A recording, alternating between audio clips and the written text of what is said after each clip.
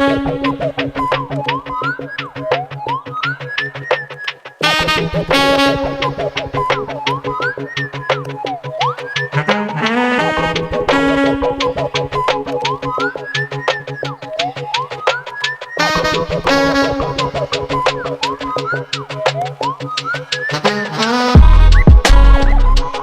good, y'all? Welcome to Conversation Piece, the show where we discover Indianapolis through the perspectives of all of its incredible people. My name is Patrick Armstrong. I am your host, and I am excited to be here with you for the first live show of 2026. I got a lot to say for the first show, so we're gonna get through it really quickly here. It is a privilege and an honor to be here with you all tonight. And for anybody who might be watching this in April, I believe, when it releases. And I appreciate you sharing your time with me and with us this evening. Before we get started, I want to shout out to my partners who make this possible. Draft Creative Space, which is where we are sitting right now, for hosting us. To Tinker Street Restaurant, which is the food that you're all eating tonight, for feeding us. To Jador Pastry. Shout out to Tinker Street and Jador Pastry for being James Beard semifinalists this year. Make sure you take home some of those delicious desserts that you got in the back. To Ash and Elm Cider, we have ciders in the back for quenching our thirst. And to Life in Indy for making 2026 possible this year. Would not be able to do any of this without them and without this partnership. So if you get a chance and you see any of those folks, please thank them on my behalf and frequent their businesses. If you have been following along the show with the past couple years, you'll know that we've had some themes. In 2024, that was the year of the nap, because I was trying to explore Naptown and the people for the very first time and figure out where I fit in this community. In 2025, that was the year of community, because it was all about strengthening those relationships that I had made in the previous year. Which brings us to 2026. 2026 is the year of the people, because this year is all about us. It's about resisting institutional control in favor of individual agency, using our individual gifts and abilities to embrace, empower, and elevate each other and our community. And it's for our communities, because we are not made up of institutions. We are made up of people. Okay, thank you. I needed the breath break. Can y'all hear me? Okay, cool. With that in mind, I could not think of a better way to kick off 2026 than with my guest tonight, who's made it his personal mission to create these exact types of experiences every single time that he brings people together, whether that's through fitness, fashion, or some combination of the two, plus whatever or whoever else aligns. Through Ajani Sportswear and Paradigm by Ajani, he is building something that we desperately need in our city, a fitness and wellness ecosystem that prioritizes people and purpose, not profit. It's not a moment, it's a movement. And we're about to get into it. So without further ado, it is my great joy and privilege to welcome that dude, Bryson Davis-Johnson, to the show. Please give it up for Bryson.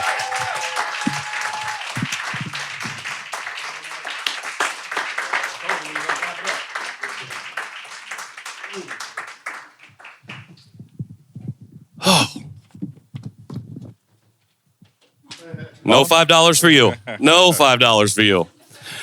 How you doing, man? I'm blessed. A little tired. Wednesdays are my early days at work. Okay. Seeing all these people here, that energizes me, that inspires me. It's what we say, this is the year of the people. The year of the people. The year of the people. It's all about the people. All about the people. For people who may not know who you are that are in this room tonight, and whoever's watching in April or beyond, do you mind just sharing a little bit more about yourself?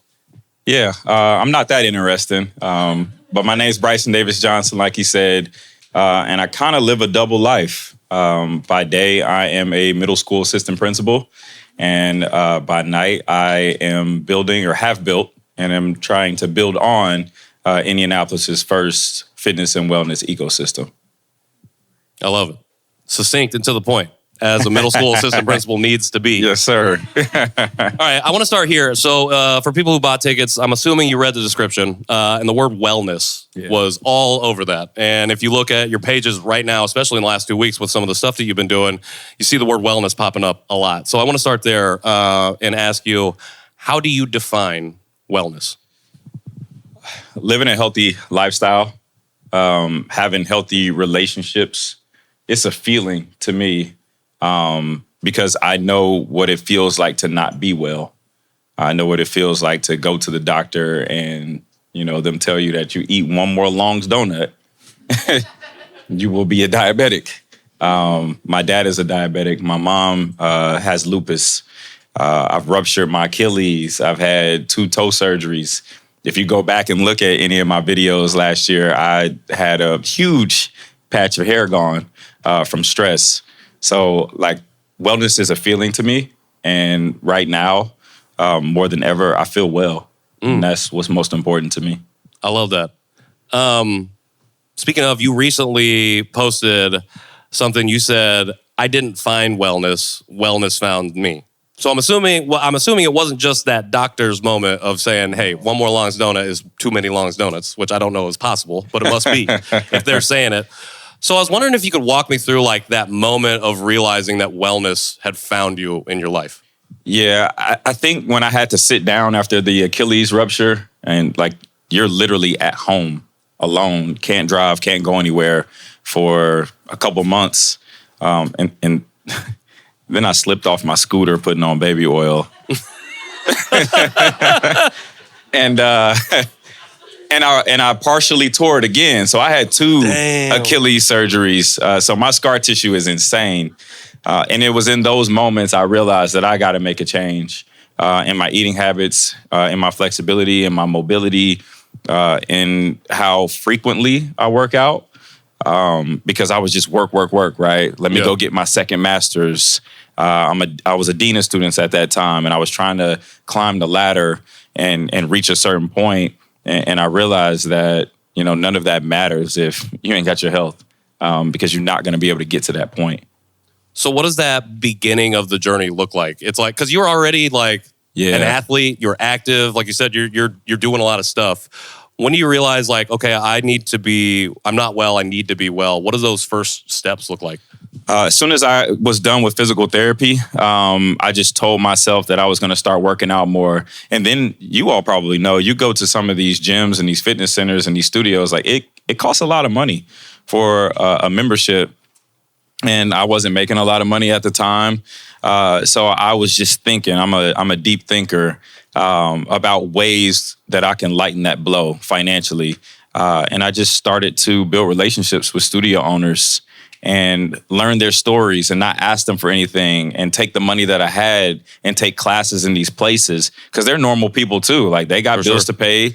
They got family issues the same way that we have. They just had a dream that they invested in. So with that and doing that and getting exposed to the different studios and things like that, I thought to myself, how many other people could benefit from being inside these spaces and alleviating the cost associated with being in these spaces. And I already had the sportswear brand, which was a very interesting thing because in that same time when I ruptured my Achilles, I had just custom manufactured a full run of men's products and women's products, and I couldn't go nowhere to sell them. I couldn't go to vendor events. I couldn't sell hand to hand. And it really sat me down. And I built the platform that I built, Paradigm by Ajani, which is horizontally integrated with my sportswear brand to help connect people with wellness experiences, discounts at studios, smoothie and juice bars. And originally, the platform sucked. The model and the way in which it was set up, it was horrible, but I wouldn't have known that if I didn't try. And I've adjusted it along the way, and I'm still making adjustments today. What did it look like at the beginning? Not to make you have to retread any of the bad versions of the Yeah. I won't say bad, the different versions. No, it was pretty bad. It was pretty bad. What that looked like. But, yeah. So my Ajani Sportswear is on a Shopify site. I did not have a separate website for Paradigm. So people would go on, they would pay this reoccurring subscription on my Shopify website. I would text them like a Canva membership card that they would have to save to their phone. And then the model was kind of set up to where they just go to these places or they use a discount code on this like PDF email that I sent them. I mean, you see all the steps? It was insane. And hopefully they use their membership, at the Smoothie and Juice Bar or to get the discounted yoga, event or yoga session. And it just did not work for people. And what I found over time is that what people really wanted was human connection through movement, through wellness. And I learned that through my events and seeing people show up and show out and show up again. And I'm like, okay, we really got something here. They don't want to do isolated experiences. They want experiences with other people. Yeah. I've heard you say that community is the lifeblood of what it is that you're building. As you were realizing, okay, people want to be connected in this way, what was the step to go from like, okay, my individual wellness journey is meant not just to be taken individually, but meant to be done in community with other people? How did you get to that point from there? And then how did that become the foundation of this ecosystem that you're building? That's a good question. I do a lot of research. So I told you I work in education, but when I leave my job, I don't do anything else but research and study and work on my brand, the things that are happening in different places. Because I mean, you all probably know this, like Indianapolis is kind of behind when it comes to the fitness and wellness space. So I obsess over other cities and what they do with the understanding that you can't just copy what they do, but you have to take notes and set things up that fit within the landscape of Indianapolis. So, I mean, some of you may have seen Pilates on the Green, where we had 280 people on the Green doing Pilates at Back 9.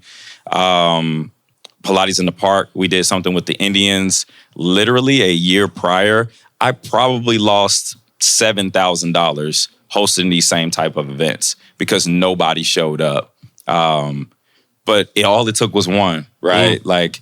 And even one where I lost money, it was like, okay, I'm on to something. I'm figuring it out. You just have to keep going. And Pilates on the Green was really that spark that kicked everything off. I'm not going to say that was my first fitness event, but that's the one that not only changed my platform and what I'm doing in my ecosystem, but I think it changed the city. Because we're starting to see a lot more people doing fitness pop-ups and things like that, which is good. Yeah. Because I can't serve everybody. I'm just one man. For sure. Ecosystem is more than one person. It's more than one person, exactly. And there are even people in this room right now that are part of that ecosystem. But I think Pilates on the Green really sparked something in the city. And what was it about that particular event? Apart from just the amount of people that showed up, what was it about that particular event that you think sparked this kind of wellness kickoff? The experience is just fire.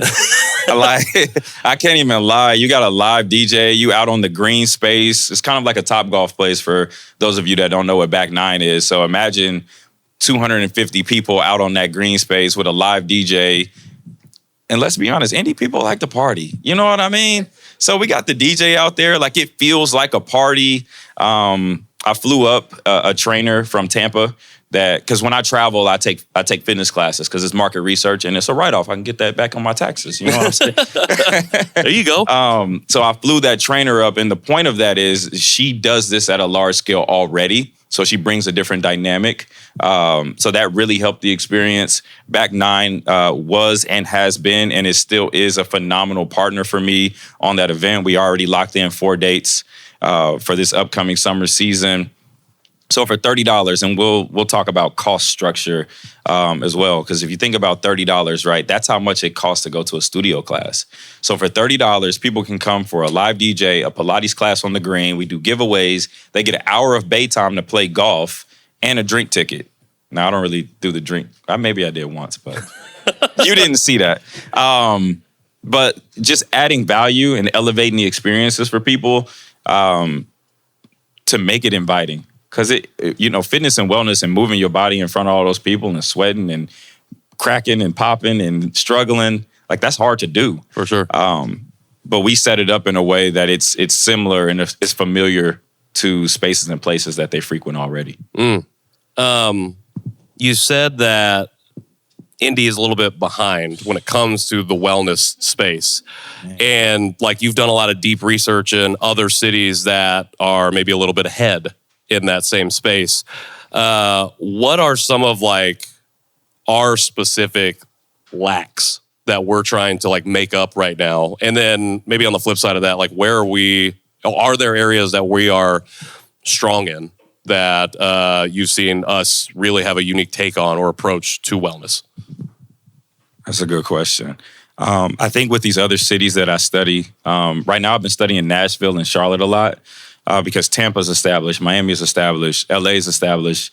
Charlotte and Nashville are kind of emerging, and they're kind of similar to Indy. What's happening is they're spending their discretionary income on wellness first, food and entertainment second. Whereas in Indianapolis, we're spending our discretionary income on food and entertainment first, and then I might not have none for wellness, so I'll catch you at the next one. You know what I'm saying? So like people are showing up, in droves for these experiences. Whereas like Indy is like, oh, I want to see who might be there, or I don't really understand the experience, so I'm not gonna. No matter how, because if you go to my page now, like you know what's happening. Yeah, like it's not a secret anymore. But what I think where Indy has an advantage is that we're doing things that hasn't been done, and I'm not from Indianapolis. So a lot of people look at Indianapolis and they have a small mindset and they think it's a small market. Yeah, it may be a small market, but if you change your mindset, you can create things here that hasn't been created before or haven't been created before. And I feel like that's where I've been able to thrive in this space because, I mean, I'm like a kid in a candy store in Indianapolis. Like if you go to my hometown, you can get everywhere in 10 minutes. Where you from? Champaign, Illinois. So I think that's a competitive advantage that I have. And now that we are starting to, do it, at higher volume is helping because it's creating space for people more often. Venues are hard. In these other cities, somebody with a following like me may approach like a rooftop hotel or something like that, and they're all for it because they're wellness minded. Whereas like that's not where these businesses around here are thinking. Sure. Go ahead. No, you go. I just did a series this winter, and I knew I had to do one to create space for people while it's cold because of seasonal depression.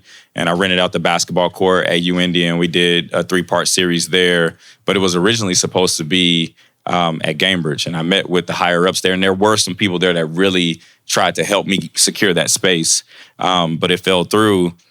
But I say all that to say this, they're already doing it in Houston where the Rockets play. So why can't we do it here? It's just a mindset thing. 100%.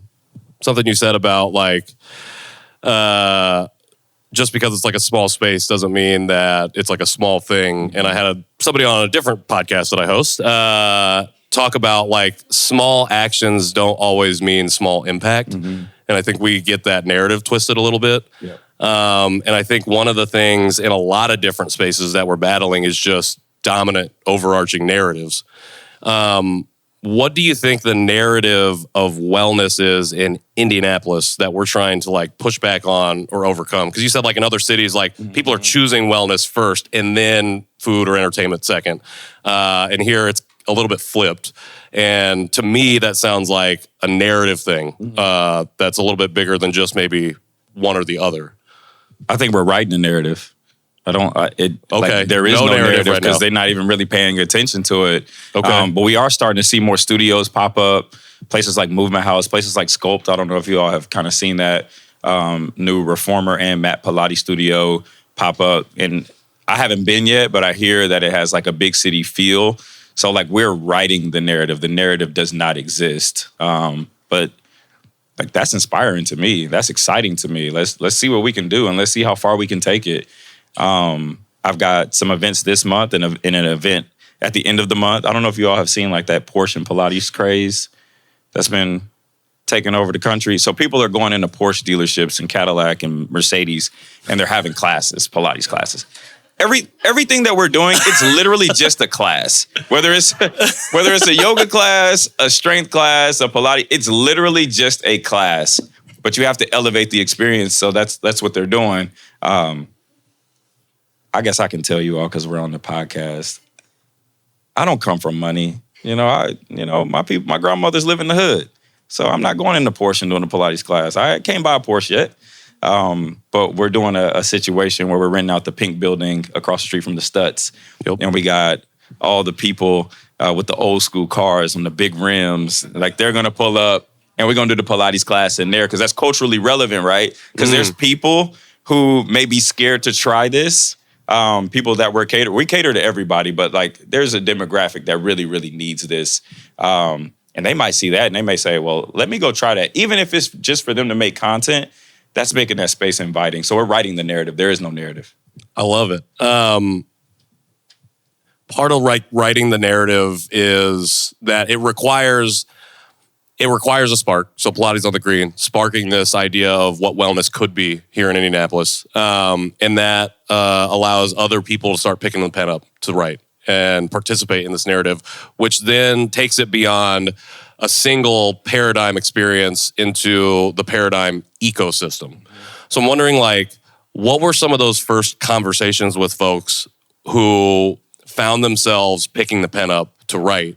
And what was it like having those conversations that have then evolved into this larger thing that's become bigger than just one individual or one business or one entity? I'll start with the studios, right? Because that's who I approached first, and I wouldn't be able to build this platform without the studios. And I know I've had these large-scale events, but over the course of this year, you're going to see a lot more small-scale events in the studios. So originally, they're looking at one thing. If you can build this thing up, you can bring people into us, and we can have these drop-in classes, we can make more revenue. But then it changed over the course of maybe a year and a half, where the owners are like, well, like the platform's not really growing in terms of memberships, and we may have one person come in and do a drop-in class once every 3 months. That does nothing for us. That feedback allowed me to transform the platform. So now I still have my large-scale events, but now we're going to do pop-ups at the studios. Like this month, for example, we have D1 Carmel and Sage House Yoga in Carmel, along with the large-scale event that I have. And I talked about cost, because as we grow, we still have to understand who we're serving. A drop-in class, you all are going to know how much a drop-in class costs when you leave. It's usually $30, right? If you sign up for a Paradigm membership, it's $10 a month. If you come to the D1 Carmel workout, because you're a member, you get 50% off. That makes it $25 because it'll be a $15 ticket for you as opposed to $30. Sage House is offering Paradigm members the ticket for their pop-up for $5. How much did you just spend? $30 for all of those experiences. Now we've taken away that financial barrier from people, and we're providing those experiences for them. And then on the back end of that, it's a 70-30 split with the studios, because they got to make money. Because if we can bring money to them and business to them, I'll keep posting this on my Instagram. Attendance equals access. If nobody shows up, why would they allow us to do pop-ups and classes with them? But if people show up, they're going to want to do it all the time. And it's going to be cost effective for people. And we're helping drive the local economy by helping our studios. So that's what you're going to see this year. Hopefully I answered that question. I might have went off. No, for sure. 100%. But I think right now in the news and politics and Indiana especially, we're talking about affordability. Yeah. And I think when I think about, for a long time, when I thought about like wellness or fitness or anything along those lines, just eating healthfully, it felt like there was an affordability issue, a barrier to accessing some of that stuff. And I have privilege to be able to do that. And there are a lot of communities that don't have the same level of privilege I do to be able to access those things. And so I think by knocking that barrier down, you're providing that doorway for people to enter in if they want, whenever they have the opportunity to. How do you go about getting more people in the door? Especially now that you've done the work of trying to remove some of those barriers for them. How do you do the work of getting them into the door outside of like some of the stuff that you talked about before, like with this new Pilates thing that you got going on, the Pink Building? I think two ways. I've got to be more consistent. Last year when I was doing my events, there may be a month and a half between events, and like you can't really run a business. Like McDonald's is open every day. You know what I mean? So I have to have more experiences more often each month. And that's something that we're working towards. I haven't mentioned this, but I don't really have like a team. So like everything that you see from the clothing design to setting up the events to making the connections to the social media, like literally virtually everything outside of like, you know, I've got people here that do videography for me and things like that have truly helped elevate what I'm doing. On the back end, I don't have anybody. So that makes it tough. But if I can have more consistent events and then provide better funnels at those events while I've got the people in the space, I'll see the membership pick up. If the membership picks up, we get more access. That means more revenue. That means more we can put back into the community, which is something that's important to me. It's not something that I talk about much outside of the community that we built, but there is a larger community outside of what we're doing that probably will never be able to experience these things. And I'm working on some things on the back end to provide it for those people that live in like food deserts and things like that. The pop-ups are the connective tissue. Like these more events, I've talked about it a little bit here in the city itself. Like we do a lot. We have like big, large scale events. The Final Four is going to be here next month or in 2 months. 1 month? I don't know. It's going to be here. That's a big ass event. And a lot of people are going to come here for that. Yeah. And we do a really awesome job of getting people to come here for those things. Like the teams are going to get the people anyways, but like we have good teams and good people here that do the work to get people to come in. What I've been really interested in, and one of the things that we've tried to explore on the show, is what happens in between these large-scale events that engages the communities that live in Indianapolis, our residents, to be involved, whether it's in a small business, whether it's a part of a wellness community, whatever it might be. And it requires us to create the space because, like I said at the beginning, like institutions don't have that in mind. Yeah. They have profit and revenue at the top of mind. People come usually along after that. And so we need to be able to build that connective tissue. What other parts of the ecosystem are you looking to build out and connect right now to be able to spread that as you grow? Great question. I just turned 35 in January. Congratulations. 2 months ago. 2 months ago. I don't look it. I drink my water. I mind my business. But for my birthday, I started my paperwork, and I got 2 friends back there who are always on my case about doing this. So it's in the works. But I started the paperwork to set up a non-for-profit. So I'll have the sportswear, I'll have Paradigm by Ajani, and then I'll have the Ajani Motion Club. And I can actually say that because it's registered now. Okay. In the state of Indy, it's all cleared. I just got to go to the next step. But now, if I can get grant funding, right? I have all of these relationships with these studios, these trainers, these businesses, these juice bars. Now I can take grant money and pay them to set up these same experiences in underserved communities.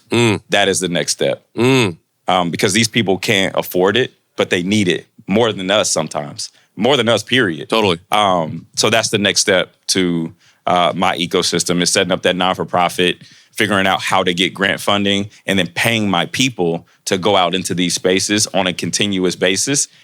And again, that improves the local economy, and that improves the access that we have at our level. Yeah. Well, congratulations. Thank you on that. Thank you. Thank you. Appreciate it. Okay, so you have the sportswear brand, Paradigm. Now you have the not-for-profit. Almost, but it's coming. I'm pretty sure I heard you say that you have people that help you out with stuff, but on the back end, that's all you.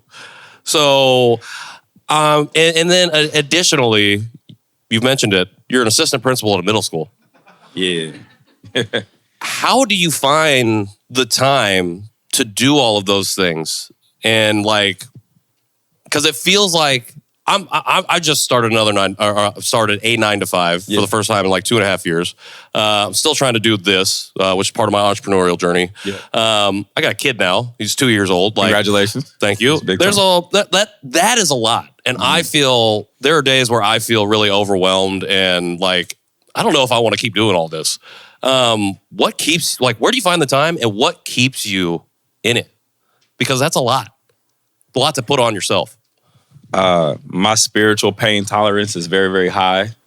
My financial pain tolerance is very, very high.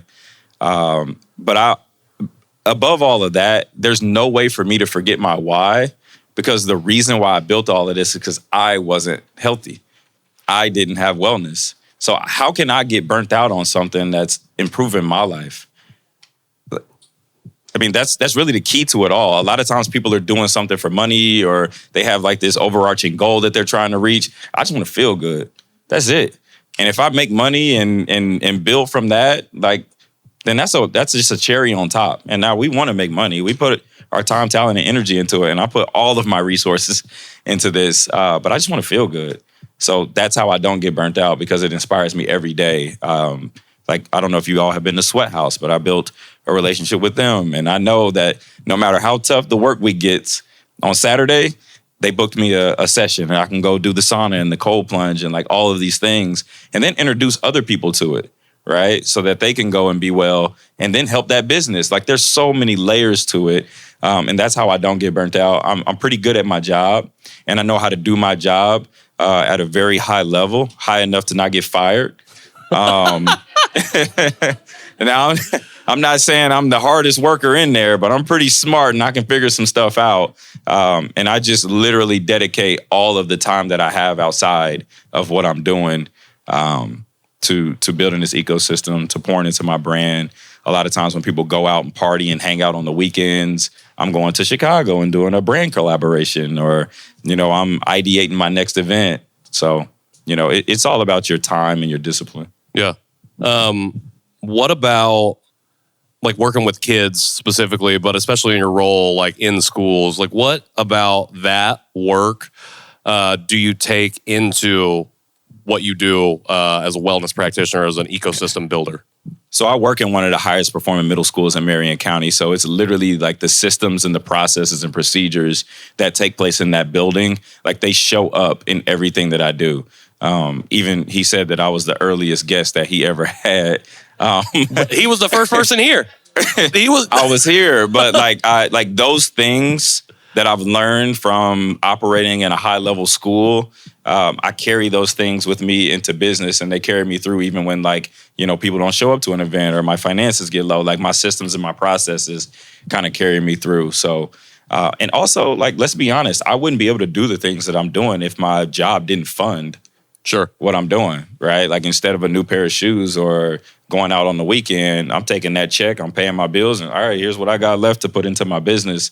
And there's been a lot of times, I talked about it earlier, where I've lost a lot of money doing this.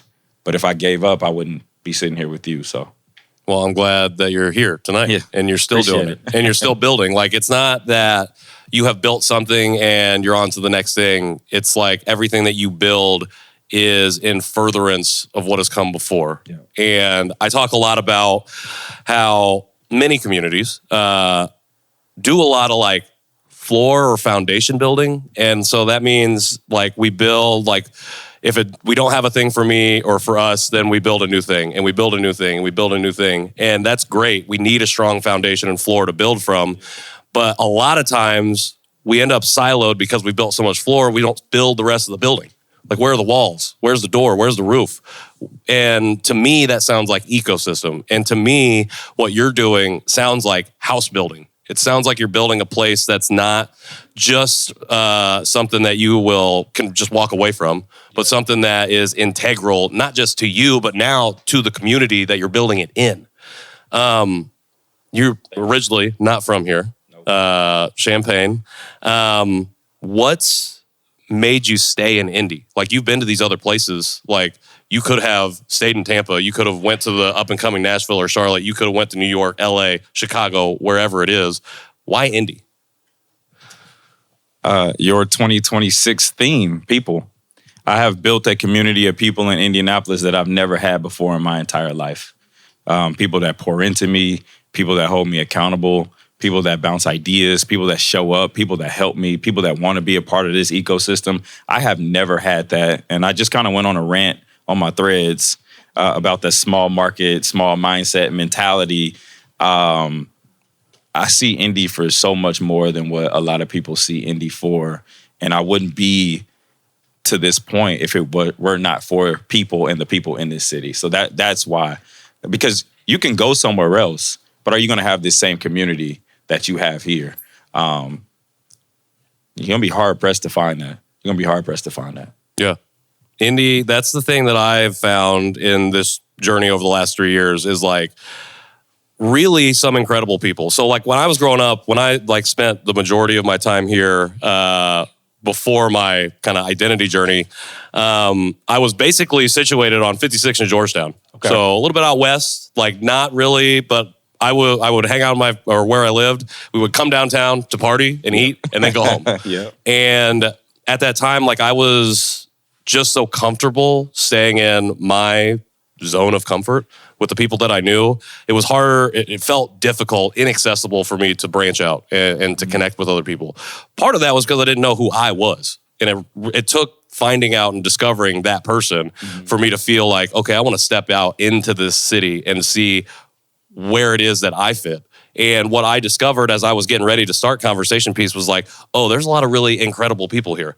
Our last show of last year, Anthony Murdoch, that was one of the first people that I discovered on social media doing stuff in Indianapolis. And I was blown away that someone like that was here in this city operating and had been through the whole time that I had been here. Somebody like 4200 Corey, a little bit younger than me. But like, that's a dude who, when I had on the show, I was like, why are you still here? Because that's a guy who could like be in New York, be in Detroit, be in Chicago, be in Atlanta, be in any one of these major music hubs, and be a national act now. And he's like, what you said, because of the people. Like he's come up here, but like it's been this community that's embraced and poured into him, and he chooses to stay and pour into them. Now, does that mean that we can't go to these places and do our thing, resist the hyper-localization of the work that we do, and not be like just all about Indianapolis, but be about, we can take Naptown to the world in that way. And I think that's part of what you're doing. I see that a lot from the sportswear side of things, right? And the clothing brand side of things. Because when you look at brands like a We Don't Run, a Melly, a St. Avenue, like you can take those brands anywhere and they're gonna hold their own wherever you take them. But they stay here because they see the potential of Indy. They see the potential in the people of Indy. So yeah, I feel that. We talked about like things that you saw that we lacked from a wellness perspective when you started. I was wondering, especially thinking about this nonprofit venture that you're on and figuring out ways that you can reach other communities that really need the ecosystem that you're building. I'm wondering, in addition to that, like what's an immediate need that we should be addressing now, like us as a community here could be addressing now in this wellness space in the city? I'm going to talk about something that I haven't addressed, that I haven't built the infrastructure to be able to address, and I think it's mental health. I don't know what that will look like in my ecosystem. I don't know how I would bake that into my infrastructure, but mental health is huge. And I work in schools, and I deal with adults, and I deal with children, and I deal with families, and I deal with communities. And like that's what's setting us back is our mental health. So if I can figure out a way to tie in that piece, I think we'll move the needle even more. Because people will never show it, right? But like they may be like I could be struggling right now. I was struggling a few days ago. You would never know. But if I had those outlets to tackle my mental health, like I would be a better person, and better people build better communities. You gotta be able to take care of yourself first. You can't show up fully in community if you can't show up fully for yourself first. Yep. And I think, like, I grew up in a place where it was you show up for community first, and if you don't feel like it, you're gonna show up anyway, and you're gonna do that work, and then we'll all be happy and fine, and we won't talk about any of the bad stuff that you might be dealing with. Oh yeah. But we will feel better because we went out in the town and did something for the town. And I think like there's some merit to that, but as I've gotten older, I realize like the things that I struggle with, it's like, oh, if I don't have a grip on this, I'm not gonna show up fully at work. I'm not gonna show up fully in my relationships at home. Like I need to be not on the top of my game, but I have to be aware of like what I'm struggling with or what I need support or help with now in order to be able to be like, okay, this is where I can show up. This is how I can be there to support you. There's so many people that come to my events, and every single person is carrying something different. And I really do want to build on that mental health piece. I had an event in collaboration with Spoken Steel and Le Meridian, however you say it, hotel downtown. It was called Spoken Flow, but it was like a DJ yoga class, and afterwards we had brunch. Well, I spent that free time making all these cue cards that had different, like, really thought-provoking, deep prompts on them, and I had them at every single table. And I had never seen engagement like that post-workout, and people like just unpacking everything that they came into that space with. And I'd like to be able to create more spaces like that. Somebody did tell me I need to turn those into some cards, and like a deck of cards people can have. So that's maybe something that I'll work on this year. Any that you want to share with us now? Any prompts that we can take with us when we walk out of here? Oh, now that we're walking out right now. I don't know if I can come off the dome with it. I don't know if I can come off the dome with it, but you know, what's one thing that held you back last year that you won't let hold you back this year? Something like that. You know what I mean? But it was like a stack of them. And it got to a point where I turned around after eating my little Danish, waiting on my food. You know what I'm saying? And there's like people, they're standing up at their table when it's their turn because they felt so empowered. And, you know, when's the last time a space was created for them to be able to unpack that? Probably never. Yeah. Probably never. Especially when you got brunch on the table. You know what I'm you said, you know, Indiana, we like our food. We want to eat food. So if you can give us some food, you know, we might be a little bit more engaged. Exactly. But, well, what's one thing that was holding you back last year that you're not going to let hold you back this year? Ooh, that's a great question because I don't really let anything hold me back. I'm just like, I'm one of those people that just dive right in. That is a good question. What held me back? Oh, okay. Yes. Sportswear, my brand. Up to this point, because I'm self-funded, I've never had a sponsor. I've had all these large-scale events, whatever the case may be. Like, I still, to this point, have not gotten to a point where I've been able to, like, scale a drop from the brand because I maybe made money on the brand and then I got an opportunity to do an event and I'm using the money from the brand to do the event. So that is something that held me back tremendously. This year, I have like a system, super simple, like 1, 2, 3 ABC system that I have that I'm going to follow to be able to scale each drop of my brand. And I think that'll allow me to grow. So that'll be the one thing. Okay, I'm excited for it. That's part of the nonprofit game too. Like there you go. Exactly. I see it. What time is it? 7:43. All right, we crushing it right now. Okay, you're the people. You've been talking about a lot of like, I know you do a lot of this work on your own, but like you have the team, the people with you to help you out. Because it's the first show of the year, and because I feel like I haven't done it in a minute, we have a recurring segment on the show that we call Give Them Their Flowers, sponsored by my friend of the show, Madeline McKinnon, and Frida's Flowers. She's sitting back there. It's a segment where we ask our guests to shout out a person or persons that they think deserve their flowers right now. You didn't know that I was going to ask you this question. So I brought somebody for you to give flowers to if you're open to it. And then after that, you can add anybody else that you want, because I know you got some team members in here as well. Yep. I was wondering if you could give Coach Gerard, the former head coach of UIndy's men's basketball team, back when you were there, his flowers tonight. Yeah. Coach G allowed me to make mistakes. I was a PE teacher in little small town Champaign, Illinois. I was coaching JV. I was a head coach of a JV boys basketball team at a small Catholic school. But I'm like a lifelong learner. I'm like a sponge. Like, I just love to learn. So I would travel. Like, I would come to Indianapolis before I even lived here and like just email people, and I would go watch his practices. Oddly enough, he's from about 30 minutes away from where I'm from. So I came to about 2 or 3 practices, and on like the third one, he's like, "You ever thought about coaching college?" And I was like, "Of course, yeah." He was like, "Well, I got a GA spot. Like, do you want it?" And I was like, "Yeah." He was like, "All right, it starts next month." Mind you, I just said I was a teacher. This was November. I said, "How much does it pay?" Nothing. So for the first 2.5 years of my time in Indy, like I was working for no money. I got my first master's. I ended up getting my second from Marion. But he still allowed me to make mistakes and learn. Because that was a step up in weight class, and that was not easy. The travel, the logistics, like everything that I had to do, and I really grew in that space. So I would give him his flowers for allowing me to just grow into who I needed to be. You mentioned discipline earlier, and I saw an interview that he did where he talked about your discipline and you being like one of the most disciplined people that he had ever met. And I thought that was really incredible because I think that it takes a lot of discipline for somebody to move cities, change jobs, and drop entire salary to come and do that.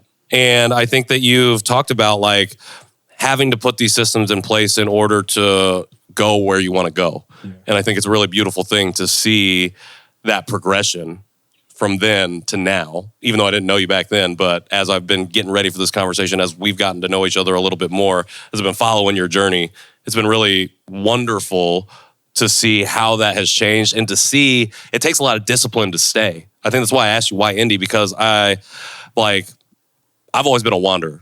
I don't want to say runner, but I did run away a lot. Not from home. I did try to run away from home once. So when I was like 10, I made it like half a mile down the road with an aired up balloon on my back, and I turned around crying and I went home. So I did not make it very far, but I feel like I've always just been running from stuff, and I felt like I never had the discipline.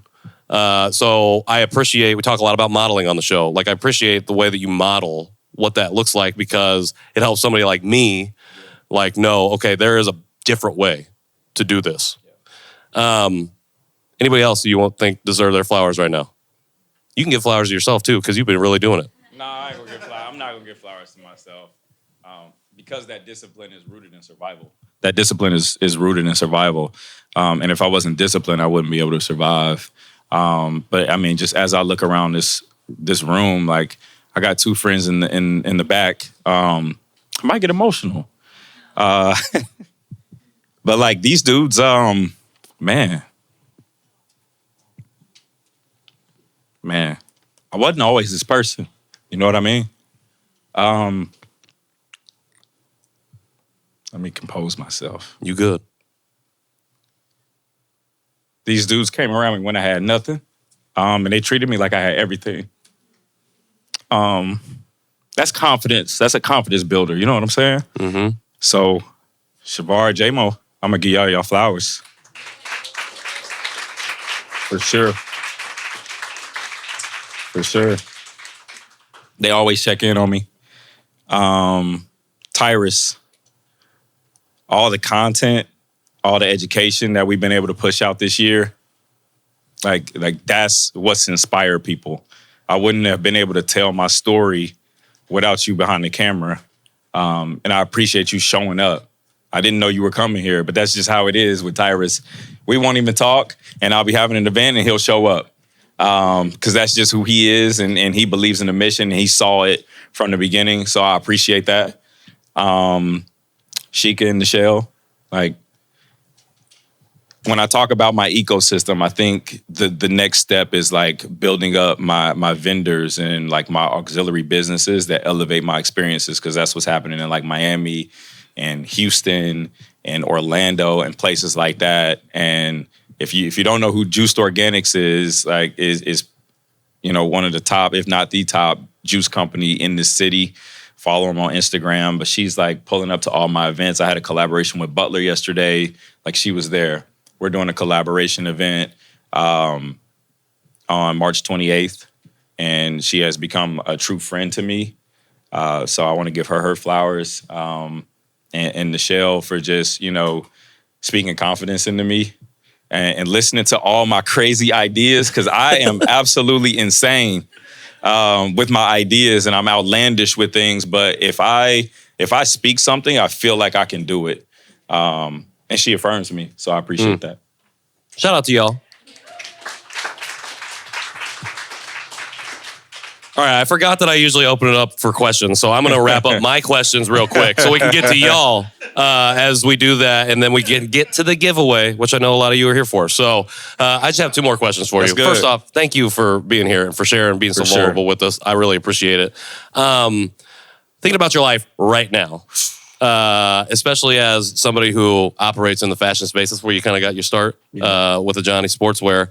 I'm wondering, what fabric is your life currently? How would you describe it? What is it made of and why? It's a nylon polyester blend. Because that's sweat wicking, right? Okay. So no matter what's coming out, like we're gonna be able to absorb it and we're gonna be able to keep going. All your Nike, all your Ajani Sportswear, all that stuff. Yeah, Nike. You know what what is I'm that? saying? It's sweat wicking, so it absorbs everything that you know that you may deal with, and you're able to kind of continue to keep moving and keep going. You couldn't come off the dome with the other thing, but you came off the dome with that one. I was like trying to stump you with that one. All right, my last question is: you've talked a lot about the stuff that you got, that you've been building, that you've built, that you are building currently. How do we best support you in that work going forward? Just show up. Show up to an event. Again, it's going to cost the same as a studio class, so I'm not charging you extra. But the spaces are really created for you, not for me. There are so many large events here where my overhead is at a certain point. I don't even make money. But it's not about that. And I wouldn't be sitting next to you if I was just like, okay, well, if I don't make money on this, I'm not doing it. Because my why is that I want to feel good. And if you want to feel good, come to our experiences. And I promise you, you'll leave happy, or you'll come happy and you'll leave happier. Give it up for Bryson one more time. Appreciate y'all. Thank y'all.